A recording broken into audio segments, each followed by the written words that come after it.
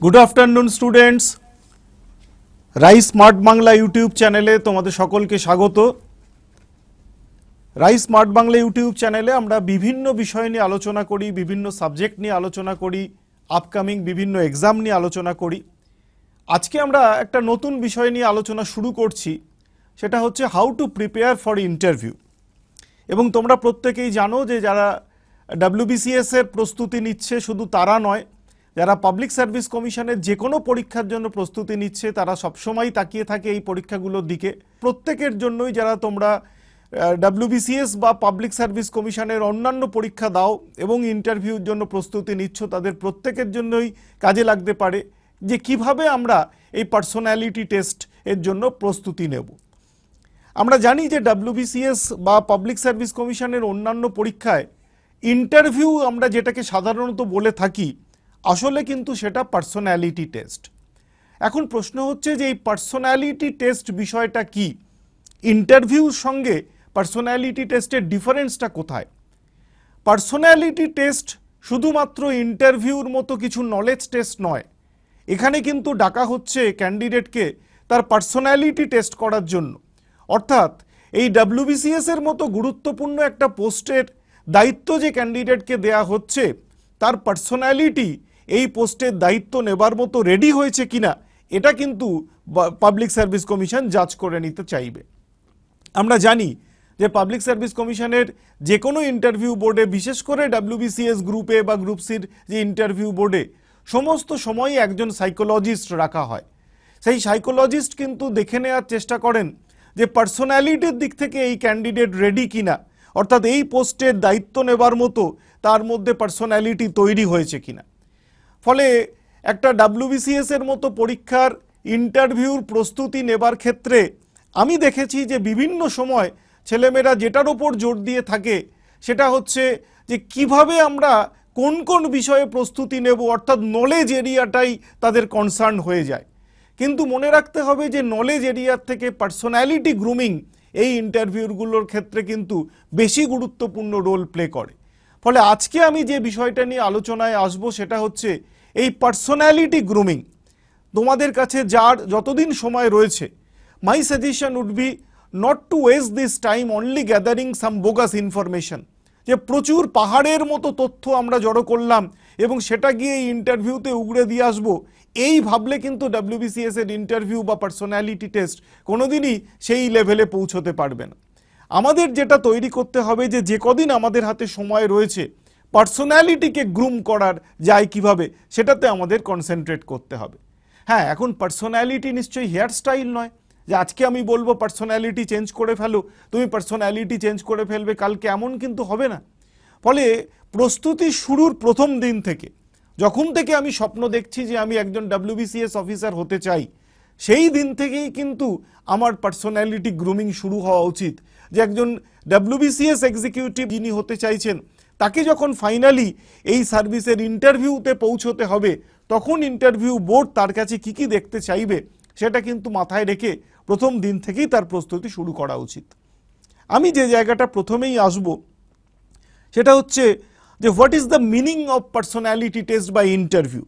দেখো, আমরা জানি যে এই ইন্টারভিউ হচ্ছে it's a measuring rod of person's knowledge, অর্থাৎ তুমি কতটা জানো, তোমার পার্সোনালিটি কীরকম তার এই একটা মেজারিং রড হচ্ছে এই ইন্টারভিউ।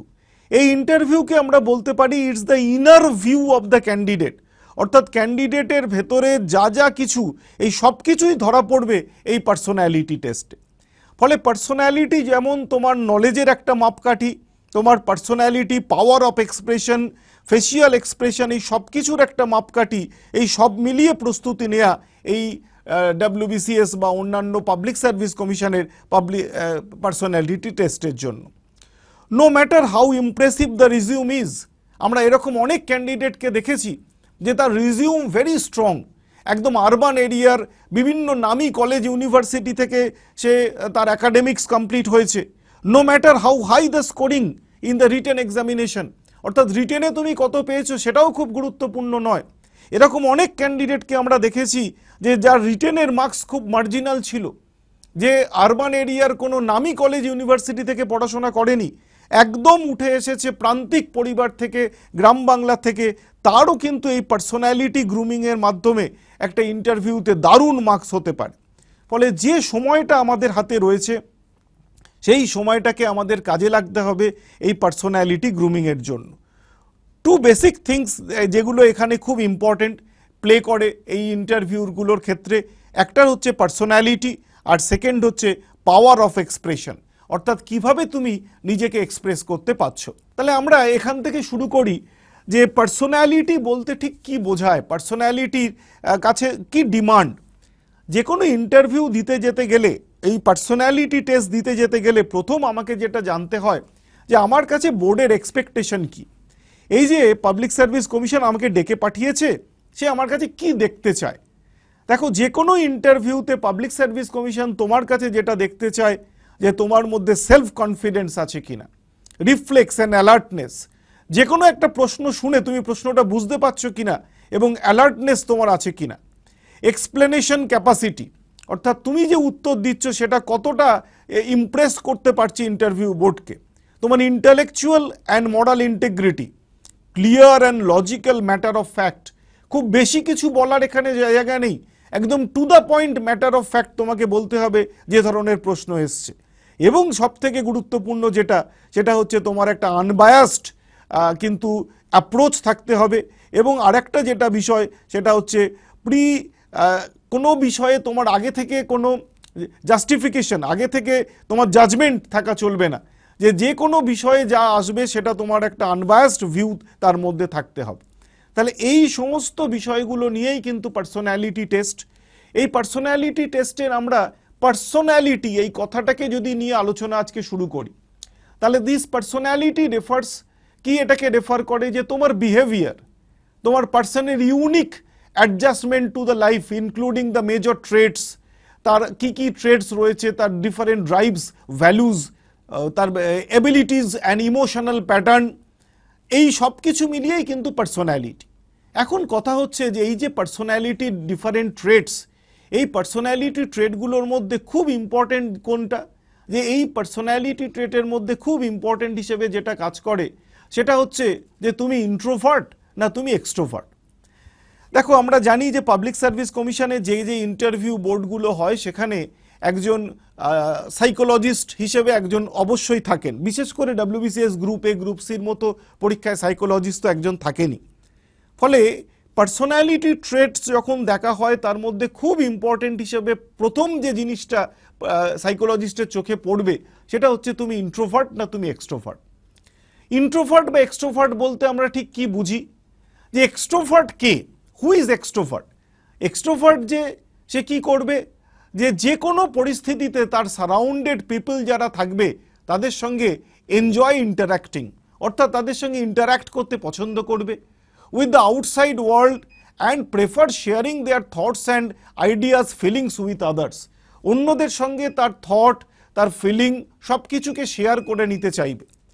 দেখো, যে কোনো একজন অ্যাডমিনিস্ট্রেটর WBCS গ্রুপ এ বা গ্রুপ সি এর মতো বিভিন্ন পোস্টে যারা যাবেন তারা কিন্তু representative of the government, they are the spokesman on behalf of the government. সরকারের মুখপাত্র হিসেবে তাদেরকে ওই চেয়ারটায় গিয়ে বসতে হবে। ফলে সারা দিন তাদেরকে যেটা করতে হবে সেটা হচ্ছে মানুষকে নিয়ে কাজ করতে হবে। ফলে পার্সোনালিটি ট্রেটসের ক্ষেত্রে এই এক্সট্রোভার্টনেস খুব গুরুত্বপূর্ণ একটা ভূমিকা প্লে করে। এখন প্রশ্নটা কিন্তু এরকম নিশ্চয়ই হয় না যে তুমি ইন্ট্রোভার্ট না এক্সট্রোভার্ট, তুমি বললে আমি এক্সট্রোভার্ট, বোর্ড খুশি হয়ে তোমাকে 5 মার্কস দিয়ে দিল, এরকম কিন্তু কখনোই হবে না। তোমার সঙ্গে কথা বলতে বলতে কিন্তু সাইকোলজিস্ট বুঝে নেবেন যে তোমার মধ্যে এই যে ট্রেটসটা এক্সট্রোভার্টনেস না ইন্ট্রোভার্টনেস রয়েছে। যারা ইন্ট্রোভার্ট, যারা প্রথম থেকেই মনে হয় যে আমি সহজে অন্যদের সঙ্গে মিশতে পারি না, সিকিওর করতে পারি না এই ফিলিংটা, কনফিডেন্ট উইথ ওন স্পেস, আমি নিজের স্পেসেই বেশ কনফিডেন্ট থাকি, এই রকম ক্ষেত্রে আমার সাজেশন থাকবে যে যারা চিন্তা করছো, যারা ভাবছো প্রথম দিন থেকে যে আমি WBCS বা এই ধরনের একটা সিভিল সার্ভিসে আসতে চাই, তাদের কিন্তু নিজের মধ্যে একটা পরিবর্তন আনা উচিত। এই পরিবর্তনটা এইভাবে যে মানুষের সঙ্গে মেশার ক্ষমতা, একটা সোশ্যাল অ্যাডাপ্টেবিলিটি তৈরি করতে হবে যাতে তোমার আইডিয়া, তোমার থটস তুমি সহজে শেয়ার করতে পারো, অন্যদের সঙ্গে আলোচনা করতে পারো, একটা টিম ওয়ার্ক, একটা বন্ডিং তৈরি হতে পারে টিমের মধ্যে। তা না হলে কিন্তু এই ধরনের একটা ট্রেটস খুব গুরুত্বপূর্ণ, এবং ক্যান্ডিডেটকে সিলেক্ট করার ক্ষেত্রে এই ট্রেটসটা যখন যার মধ্যে পাওয়া যায় না, সাইকোলজিস্ট কিন্তু তার একটা অবজারভেশন থাকে অবশ্যই যে এই ধরনের ক্যান্ডিডেটকে যদি আমরা অ্যাডমিনিস্ট্রেশনে নিই তাহলে সে বিভিন্ন ক্ষেত্রে প্রতিটা স্টেপেই অসুবিধার মধ্যে পড়তে পারে। ফলে এটা তোমাকে মনে রেখে এগোতে হবে। এখন আমরা একটা একটা করে একটু আলোচনা করি যে এই যে পার্সোনালিটির ডেভেলপমেন্ট কিভাবে সম্ভব, যে কি কি মডিউলিং তোমার মধ্যে আনতে পারলেই পার্সোনালিটির ক্ষেত্রে একটা চেঞ্জ আসতে পারে। আমি প্রথমে যেগুলো বলবো সেটা হচ্ছে, আমি আগেও একবার বললাম যে কি দেখতে চায় বোর্ড তোমার মধ্যে, সেটা খুব ইম্পর্টেন্ট। দেখো, বোর্ড তোমার মধ্যে কিছু অফিসার লাইক কোয়ালিটি খুঁজছে। সেই কোয়ালিটিগুলো কি? সেই কোয়ালিটিগুলো হচ্ছে তোমার ইনিশিয়েটিভ, তোমার tactfulness, self confidence, social adaptability, decision making power. এইগুলো তোমার মধ্যে পাচ্ছে কিনা এটা কিন্তু খুব ইম্পর্টেন্ট। আমরা স্ক্রিনে দেখতে পাচ্ছি যে পার্সোনালিটি ডেভেলপমেন্ট বাই মডিউলিং, কি কি মোল্ডিং করলে তোমার মধ্যে কি কি চেঞ্জ আনলে, কোন কোন মোল্ডিংয়ের মাধ্যমে তোমার পার্সোনালিটিটা ডেভেলপ করতে পারে, এটা খুব ইম্পর্টেন্ট। আমি যেটা দিয়ে আলোচনাটা শুরু করতে চাই, যে মাইকেল অ্যাঞ্জেলোর নাম তোমরা নিশ্চয়ই শুনেছ। A person who was the admirer at the sculpture of Michelangelo, তাকে একবার প্রশ্ন করেছিলেন যে how can you make such excellent sculpture? Angelo replied, it's not difficult, I just chisel away whatever is excess, the figure is already there. অর্থাৎ Michael অ্যাঞ্জেলোকে প্রশ্ন করা হলো যে আপনি পাথর কেটে এ ধরনের অদ্ভুত সুন্দর স্কাল্পচার কিভাবে তৈরি করেন?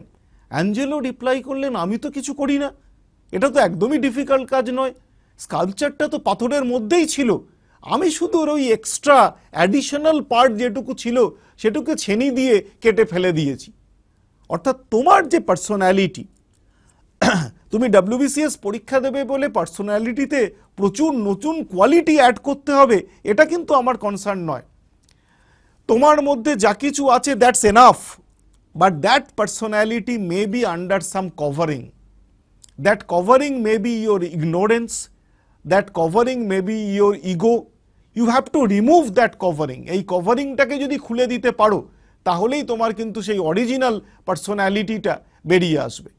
অর্থাৎ আমার সাজেশন থাকলো যে নতুন কিছু ইউনিক কিছু তোমার পার্সোনালিটিতে অ্যাড করার কিছু নেই, already all this things are there, only you have to remove the covering. তাহলে এই প্রথম হ্যান্ডিক্যাপটা কি? আমাদের পার্সোনালিটিকে যেটা ডাউন করে রাখে, আমাদের পার্সোনালিটির সামনে যেটা একটা একদম বাধার প্রাচীর তৈরি করে দাঁড়ায়, সেটা হচ্ছে আমাদের ইগো। অল হিউম্যান বিং, তাদের প্রথম লিমিটেশন হচ্ছে weakness regarding their ego. Ego is our self-centeredness, our obsession with me, myself and I. আমাকে নিয়েই যে জগৎ, সেটাই হচ্ছে একটা ego. Ego always wants to gain control. It's the bogus luggage that we always carry on our travel. এইটাকে ছেড়ে ফেলতে হবে। আমরা আমাদের এই দীর্ঘ অভিজ্ঞতায় দেখেছি যে WBCS পরীক্ষা এবং তার ইন্টারভিউ প্রস্তুতির ক্ষেত্রে আমরা দীর্ঘ এই 30 বছর ধরে বিভিন্ন ছাত্রছাত্রীকে পেয়েছি যাদেরকে আমরা তৈরি করেছি ইন্টারভিউদের জন্য, এবং আমরা দেখেছি যে এই ইন্টারভিউর ক্ষেত্রে সবথেকে বড় বাধা তৈরি হয়ে দাঁড়ায়, এরকম অনেক ক্যান্ডিডেটকে পেয়েছি যাদের এই ইগোটা তাদের কাছে একটা বড় বাধা হয়ে দাঁড়ায়। তারা ইন্টারভিউ বোর্ডে ঢোকার সময় মনে করছে যে I know everything, interview board আমাকে কি আর জাজ করবে। এই যদি ইগোয়েস্টিক ক্যান্ডিডেট হয় তাহলে কিন্তু তার সাকসেস পেতে অসুবিধা হতে পারে। অর্থাৎ আমরা ইন্টারভিউ দিতে যাচ্ছি, আমাদের কিন্তু এটা ভেবে যেতে হবে যে আমরা এই পার্সোনালিটির ক্ষেত্রে একটা বাধার প্রাচীর হয়ে দাঁড়াতে পারি ইগো, এটাকে কিন্তু আমাকে ছেড়ে যেতে হবে। এরপরে যে মোল্ডিংটার কথা আমি বলবো, যে পরিবর্তনটা আনার কথা আমি বলবো, সেটা হচ্ছে action and mind, positive thinking. এই কথাটা খুব গুরুত্বপূর্ণ। আমরা একদম ছোটবেলা থেকে শুনে এসেছি যে আমরা যা কিছু ভাববো সেটা পজিটিভ ভাববো, নেগেটিভ একদম ভাববো না। কেন ভাববো না? এই পজিটিভ থিঙ্কিং আমাদের মধ্যে যেটা জেনারেট করবে বডি ল্যাঙ্গুয়েজে, সেটা হচ্ছে একটা পজিটিভ ইমপ্রেশন জেনারেট করবে। দেখো, আমরা যতই বলি টেন্সড হবে না, আমরা প্রত্যেকে নিজেদের জীবনের অভিজ্ঞতায় জানি যে যখনই একজন ক্যান্ডিডেট ইন্টারভিউ রুমের দরজাটা খুলে ঢুকছে, ওই যে বলছে may I come in sir, সঙ্গে সঙ্গে ভেতরে ঢোকার পরেই মাথাটা যেন ফাঁকা হয়ে যায়। অর্থাৎ এই যে এত কিছু পড়ে এলো, কিছুই যেন মনে করতে পারছে না। এই রকম ক্ষেত্রে তার একটা নেগেটিভ বডি ল্যাঙ্গুয়েজ, অর্থাৎ তাকে দেখেই যদি মনে হয় নার্ভাস, তাহলে কিন্তু বাকি ইন্টারভিউটা তার পুরোটাই খারাপ হয়ে যেতে পারে। অর্থাৎ ইন্টারভিউ রুমের ওই যে 20-25 মিনিট তোমার কাছে যে অ্যাকশন এবং মাইন্ড দরকার, সেটা হচ্ছে একটা পজিটিভ থিঙ্কিং এবিলিটি তোমাকে তৈরি করতে হবে। দেখো, অ্যাটিচিউড এই শব্দটা নিয়ে আজকাল সব থেকে বেশি আলোচিত শব্দ হচ্ছে অ্যাটিচিউড। এই অ্যাটিচিউডটা কি? দেখো, অ্যাটিচিউড হচ্ছে সেই জিনিস, অর্থাৎ অ্যাটিচিউডের মাধ্যমেই আমরা কিন্তু যে কোনো জিনিসকে অ্যাচিভ করতে পারি। ATTITUD, অ্যাটিচিউড স্পেলিং। ইংলিশ অ্যালফাবেটে প্রত্যেকটা শব্দের যদি আমরা তার অ্যালফাবেটিক্যাল তার পজিশন ভ্যালু ধরি, A মানে 1 আর Z মানে 26, তাহলে ATTITUD এগুলোর প্লেস ভ্যালু আমরা যদি সাম করি, দেখব আমরা কি পাচ্ছি, আমরা 100 পাচ্ছি। অর্থাৎ এই অ্যাটিচিউড শব্দটা আমাদের কত দূর পৌঁছে দিতে পারে? এই অ্যাটিচিউড শব্দটা কিন্তু আমাদের 100%, অর্থাৎ একদম আমাদের লক্ষ্যে পৌঁছে দিতে পারে। সুতরাং এই অ্যাটিচিউডটাকে যদি আমরা চেঞ্জ করে নিতে পারি, তাহলে কিন্তু আমরা সব কিছুই করে ফেলতে পারি। If we have a positive অ্যাটিচিউড, we will make the best out of even the worst condition. সব থেকে খারাপ কন্ডিশনেও আমাদের একটা পজিটিভ অ্যাটিচিউড কিন্তু আমাকে সেই কন্ডিশন কাটিয়ে উঠতে সাহায্য করতে পারে। But if we have a negative অ্যাটিচিউড, we will have a miserable even in the best circumstance. অর্থাৎ আমাকে যদি একটা একদম রেডি মাঠ দেয়া হয়, সেখানেও কিন্তু আমি মিজারেবল পারফরমেন্স করে চলে আসতে পারি যদি আমার অ্যাটিচিউডটাই নেগেটিভ হয়। অর্থাৎ ইন্টারভিউ রুমে ঢোকার আগে থেকে, প্রথম দিন থেকে, যেদিন থেকে আমি ইন্টারভিউ কল লেটার পেয়েছি, আমাকে ভাবতে হবে যে আমার হারানোর কিছু নেই। এই পজিটিভ অ্যাটিচিউডে আমাকে এই ইন্টারভিউ দিতে যেতে হবে। সবসময় যদি ভাবি যে আমি অন্যদের থেকে পিছিয়ে রয়েছি, আমাকে যা জানতে চাইবে তার উত্তর আমি দিতে পারবো না, তাহলে কিন্তু ইন্টারভিউ আরও খারাপ হবে। আমরা এরকম প্রচুর ক্যান্ডিডেট দেখেছি যার অ্যাকাডেমিক্স খুব স্ট্রং, কিন্তু এত নার্ভাস, এত নেগেটিভ থিঙ্কার, তাকে দিয়ে কিন্তু বড় কোনো কাজ করানোই মুশকিল হয়ে যাচ্ছে। অর্থাৎ এই পজিটিভ থিঙ্কিং তোমার মধ্যে একটা হ্যাপিনেস জেনারেট করবে। অ্যাডমিনিস্ট্রেশন সবসময় এরকম ক্যান্ডিডেটকে চায় যার ভেতরে কিন্তু একটা হ্যাপিনেস কাজ করে, হ্যাপি নেচার পারসন। সব কিছুতেই যদি কোনো ক্যান্ডিডেট আনহ্যাপি হয়, তাকে দিয়ে অ্যাডমিনিস্ট্রেশনে কাজ করানো খুব মুশকিল। এবং আমরা জানি যে আমাদের মাইন্ড একদম এক কম্পিউটারের মতো, তুমি যা ইনপুট দেবে সেটাই আউটপুট হয়ে বেরিয়ে আসবে। তুমি যদি পজিটিভ থিঙ্কিং ইনপুট দাও, তাহলে পজিটিভ আউটপুটই পাবে। তুমি যদি নেগেটিভ থিঙ্কিং আউটপুট দাও, নেগেটিভ আউটপুট পাবে। অর্থাৎ এই যে একটা বিষয়, এই মোল্ডিংটা তোমার মধ্যে খুব গুরুত্বপূর্ণ, যে অ্যাকশন অ্যান্ড মাইন্ড আমাদের পজিটিভ ভাবতে হবে এবং সেইভাবে এগিয়ে যেতে হবে। আরও দুটো থিং যেটাকে তুমি চেঞ্জ করতে পারো তোমার পার্সোনালিটিতে, যে মোল্ডিংটা দরকার হতে পারে, সেটা হচ্ছে stability in idea versus flexibility in idea. আমরা ইন্টারভিউ বোর্ডে মাঝে মাঝেই এরকম ক্যান্ডিডেটকে পাই যার যে কোনো একটা স্ট্যান্ড পয়েন্ট নেই, যা বলছে একটু প্রেশার দিলেই সেই স্ট্যান্ড পয়েন্ট থেকে সরে যাচ্ছে। অর্থাৎ সেই আইডিয়াটাতে স্টেবল হতে পারছে না, খুব ফ্লেক্সিবল। এই রকম ক্যান্ডিডেটকে কিন্তু অ্যাডমিনিস্ট্রেশনে যদি নেওয়া হয়, তাহলে অ্যাডমিনিস্ট্রেশন চালানো খুব কঠিন হয়। সাইকোলজিস্ট এবং বোর্ডে যারা মেম্বার থাকেন, তারা কিন্তু পুরো ইন্টারভিউ জুড়ে বারবার দেখার চেষ্টা করেন যে তার স্টেবিলিটি ইন আইডিয়া আছে কিনা। যদি একবার বলো যে ইয়েস, তাহলে তোমাকে বাকি ইন্টারভিউটা ওই পয়েন্টটা ইয়েসই বলতে হবে। আমি এরকম অনেক ক্যান্ডিডেটকে চিনি, পুলিশের ইন্টারভিউ গেছে, WBCS ইন্টারভিউ দিতে গেছে, এরকম প্রশ্ন করেছে যে আচ্ছা আপনি আইন কখনো ভেঙেছেন? ক্যান্ডিডেট বলল না, আমি তো কখনো আইন ভাঙিনি। বোর্ড প্রশ্ন করলো সত্যিই ভাঙেননি? আচ্ছা আপনি হেলমেট ছাড়া কখনো বাইক চালাননি? যেখানে ফুট ওভার ব্রিজ আছে সেটার ওপর দিয়ে না গিয়ে নিচে দিয়ে কখনো চলে যাননি? এই ধরনের একটু চেপে ধরলেই তুমি যদি বলো যে না স্যার, হ্যাঁ কখনো কখনো না এইরকমও করেছি মনে হয়, এতে বোঝা যাচ্ছে ফ্লেক্সিবিলিটি। অর্থাৎ খুব সহজে তোমাকে বাঁকিয়ে ফেলা যায় নিজের স্ট্যান্ড পয়েন্ট থেকে। যেটা একবার বলেছো হ্যাঁ, যে কোনো বিষয় সেটা হতে পারে, আমি একটা উদাহরণ দিলাম মাত্র, সেই আইডিয়াটা থেকে, সেই স্ট্যান্ড পয়েন্টটা থেকে সরে আসা যাবে না।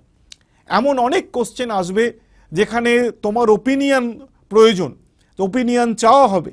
এই ওপিনিয়নের ক্ষেত্রে অবশ্যই বোর্ড তোমাকে ক্রস করবে, তোমার ওপিনিয়নের সঙ্গে ডিফার করবে। কিন্তু ডিফার করলেই নিজের স্ট্যান্ড পয়েন্টকে কখনো বদলাবে না, তাহলে কিন্তু একটা সাইকোলজিস্ট পয়েন্ট অফ ভিউ থেকে নেগেটিভ ইম্প্যাক্ট কাজ করে যে এই ক্যান্ডিডেটকে একটু প্রেশার দিলেই এ কিন্তু সহজেই নিজের স্ট্যান্ড পয়েন্ট বদলে যায়। ফলে যেখানে হিউজ প্রেশার নিতে হবে, সেটা ওয়ার্ক প্রেশার যেমন রয়েছে, পলিটিক্যাল প্রেশার থাকতে পারে, এই ক্ষেত্রে এই ধরনের ক্যান্ডিডেটকে নিয়ে অ্যাডমিনিস্ট্রেশন চালানো কঠিন হয়ে যেতে পারে। আরও একটা বিষয় আমি বলবো, সেটা হচ্ছে রিয়েলিস্টিক থিঙ্কিং। অর্থাৎ আমরা এরকম অনেক ক্ষেত্রেই দেখি যে আজকাল WBCS ইন্টারভিউর ক্ষেত্রে তোমার একদম বিভিন্ন জব রিলেটেড টপিকের ওপর লিখতে দেয়া হচ্ছে। ধরো এরকম লাস্ট কয়েক বছর ইন্টারভিউতে আমরা দেখেছি যে একজন WBCS গ্রুপ এ বা গ্রুপ সির ইন্টারভিউ চলছে, তাকে লিখতে দেয়া হয়েছে যে আচ্ছা ধরুন আপনি জয়েন্ট বিডিও, আপনার ব্লকে আপনি দেখলেন যে এটা একটা ফ্লাড প্রোন ব্লক, আপনার কাছে হঠাৎই একটা খবর এলো যে আপনার ব্লকে আগামী একদিনের মধ্যে বা 24 ঘন্টার মধ্যে একটা বন্যা পরিস্থিতি তৈরি হওয়ার সম্ভাবনা রয়েছে, আপনি কি কি স্টেপ নেবেন এই কাগজটায় 5টা পয়েন্ট লিখুন। অর্থাৎ এই ধরনের কোশ্চেনের ক্ষেত্রে তোমার যেটা দেখা হয় যে realistic thinking, are you making castle in the air, একদম হাওয়ায় দুর্গ বানাচ্ছ, নাকি সত্যি এ সম্পর্কে তোমার একটা আইডিয়া আছে, তুমি যে ভাবছো সেটা লজিক্যাল হচ্ছে কিনা, রিয়ালিস্টিক হচ্ছে কিনা। আমরা জানি যে আমরা ব্লক অ্যাডমিনিস্ট্রেশনে যাব, সেখানে প্রচুর রিসোর্সেস থাকবে না, কিন্তু ওই এক্সিস্টিং রিসোর্সেসগুলোকে নিয়ে কিভাবে আমরা কাজে লাগাবো, এই রিয়ালিস্টিক থিঙ্কিংটা কিন্তু খুব গুরুত্বপূর্ণ। ফলে এই দুটো পয়েন্ট কিন্তু তোমার পার্সোনালিটি ডেভেলপমেন্টের যে মোল্ডিং করবে, যেভাবে পার্সোনালিটিকে গ্রুম করবে, তার ক্ষেত্রে এই যে যে টপিকগুলো আমরা আলোচনা করছি, এই টপিকগুলো অর্থাৎ অ্যাকশন অ্যান্ড মাইন্ড, তার আগে যেটা আমরা বললাম যে এখানে তোমাকে ইগোকে সরিয়ে রাখা, বা তার আগে আমরা যেটা বললাম যে তোমার পার্সোনালিটি ট্রেটসের মধ্যে তোমার এক্সট্রোভার্টনেস, এই যে বিষয়গুলো, এগুলোকে কিন্তু তোমার হাতে যা সময় রয়েছে নিজেকে প্রশ্ন করে দেখো যে সত্যি এই ধরনের কোয়ালিটিগুলো আমার পার্সোনালিটির মধ্যে কি আছে। যদি না থাকে তাহলে তোমাকে এই সামান্য মোল্ডিং করে এগুলোকে পার্সোনালিটিতে যাতে রিফ্লেক্ট করে বোর্ডে গিয়ে, সেগুলো তোমাকে এনশিওর করতে হবে। আমরা এই যে একটা স্ক্রিনে দেখতে পাচ্ছি যে পার্সোনাল ডিসপোজিশনসের ওপর কী ধরনের ইভ্যালুয়েশন হয়।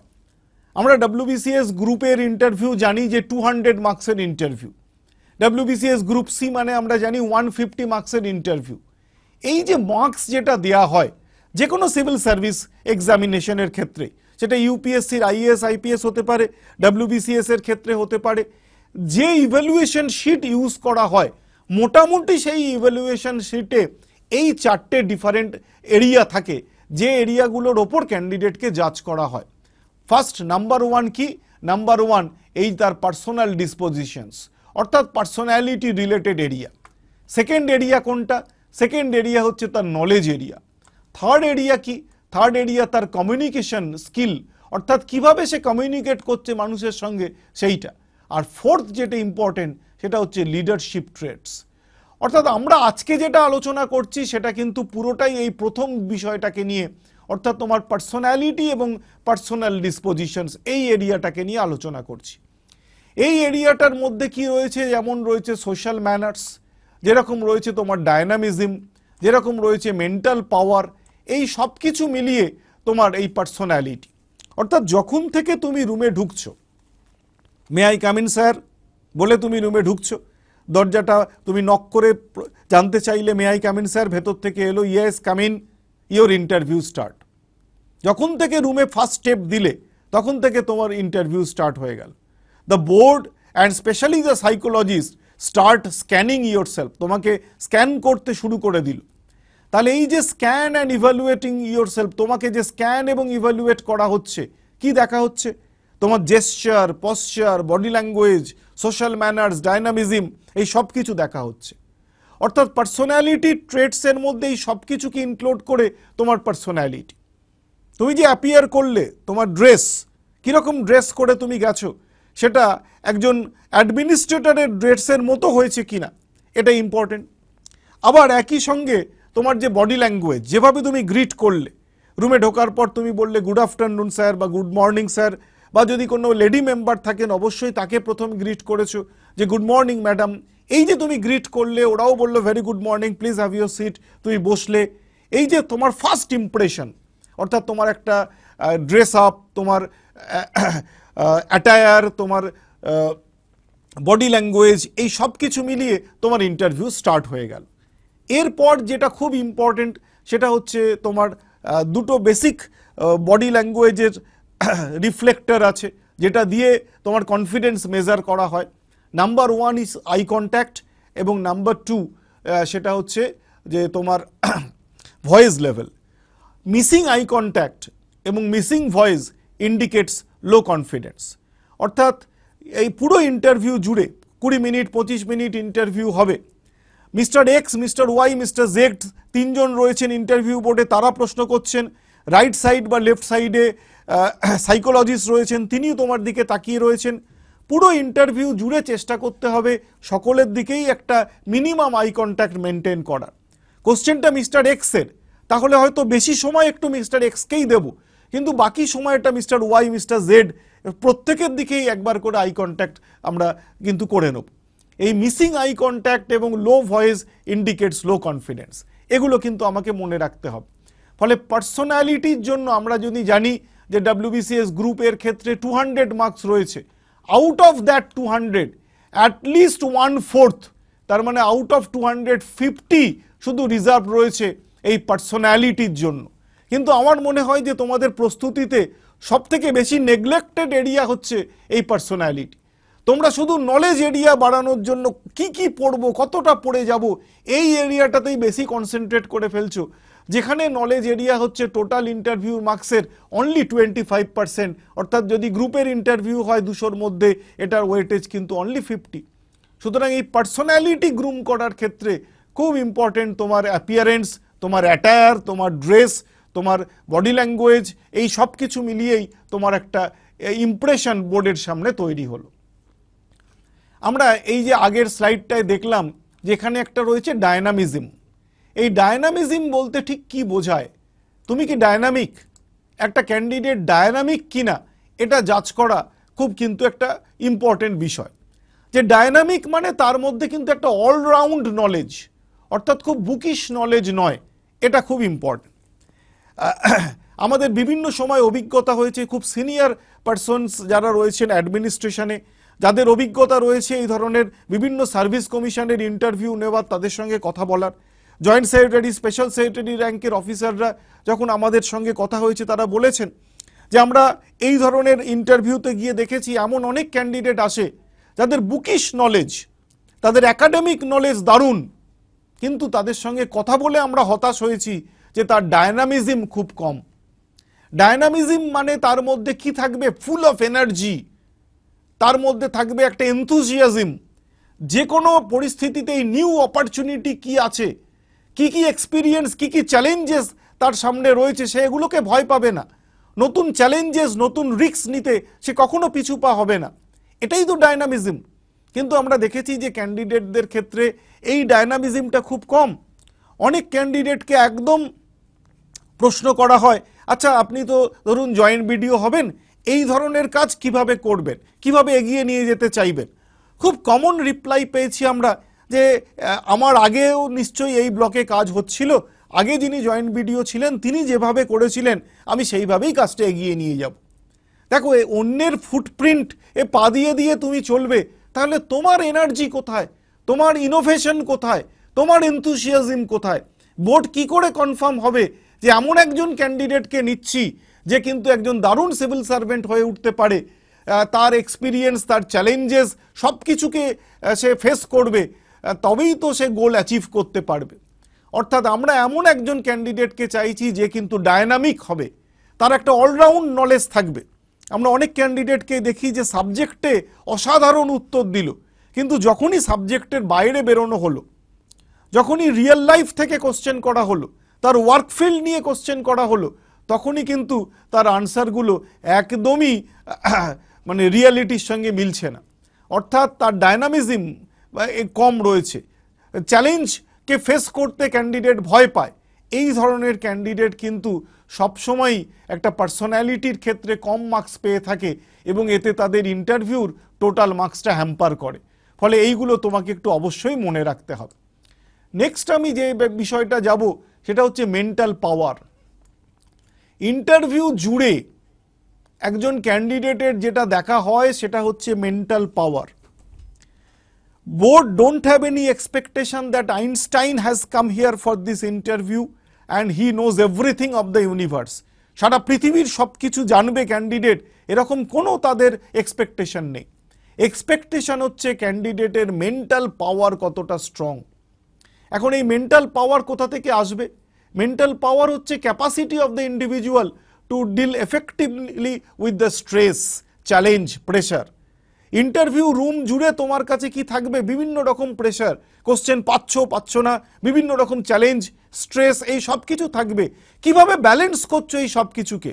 যে কোশ্চেনটার উত্তর দিতে পারছো না সেখান থেকে হাসি মুখে বেরিয়ে আসতে পারছো কিনা?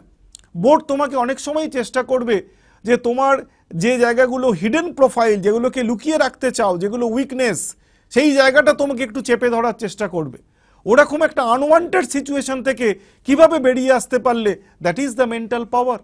এই মেন্টাল পাওয়ার মানে হচ্ছে তোমার অ্যামেলগামেশন অফ সাম থিঙ্কিং প্রসেস, তোমার মধ্যে যে পারসেপশন, একটা ইমাজিনেশন, তোমার মেমোরি, রিজনিং, উইল, ইনটিউশন, এই সব কিছু মিলিয়ে তুমি কিভাবে চ্যালেঞ্জটাকে ওভারকাম করছো, দ্যাট ইজ দ্য মেন্টাল পাওয়ার। আমরা এরকম অনেক ক্যান্ডিডেটকে পেয়েছি যে ইন্টারভিউতে একাডেমিক্স থেকে কোশ্চেন, নিজের সাবজেক্টের কোশ্চেন খুব ভালো উত্তর দিতে পারেনি, কিন্তু বাকি পুরো ইন্টারভিউটা দিয়ে যেন মনে হয়েছে যে এই ক্যান্ডিডেটকে যে কোনো পজিশনে যদি বসিয়ে দেওয়া হয় ও কিন্তু ওই কাজটা ঠিক উত্তরে দিয়ে আসতে পারবে। অর্থাৎ তার মেন্টাল পাওয়ারটা এত স্ট্রং ছিল। ইন্টারভিউ বোর্ডে সব থেকে গুরুত্বপূর্ণ বিষয় হচ্ছে এই মেন্টাল পাওয়ার। যখন তুমি কমিউনিকেট করছো, যখন তোমার মধ্যে লিডারশিপ এবিলিটি, এই ধরনের ট্রেডস খোঁজার চেষ্টা করা হচ্ছে, তখন এই মেন্টাল পাওয়ার কিন্তু তোমাকে অনেকটা এগিয়ে দিতে পারে। অর্থাৎ এটা সবসময় মনে রাখতে হবে যে এই ইন্টারভিউ জুড়ে আমরা যে প্রসেসগুলো নিয়ে আলোচনা করলাম, এই পুরো প্রসেসটা জুড়ে রয়েছে তোমার পার্সোনালিটি। এই পার্সোনালিটির যে ট্রেডসগুলো রয়েছে তার মধ্যে সোশ্যাল ম্যানার্স বিষয়টা কি?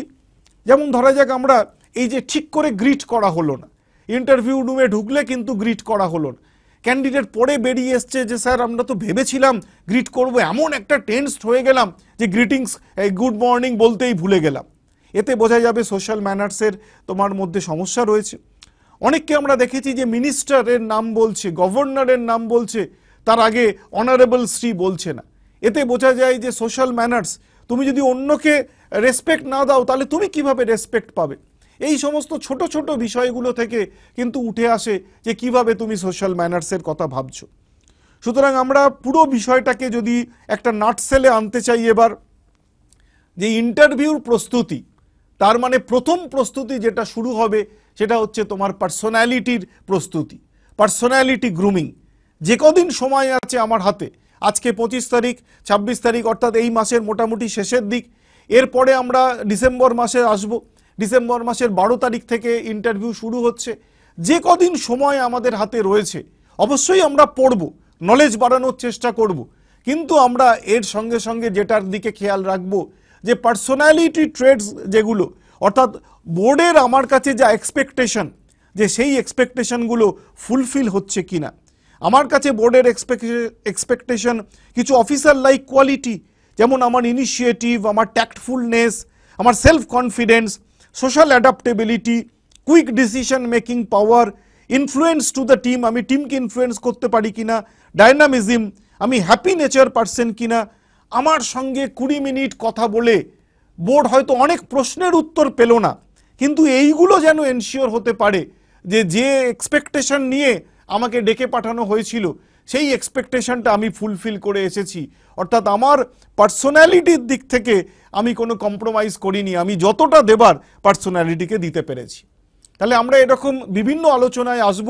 আজকে শুধুমাত্র আমরা যেটা নিয়ে আলোচনা করলাম সেটা হচ্ছে এই পার্সোনালিটি নিয়ে।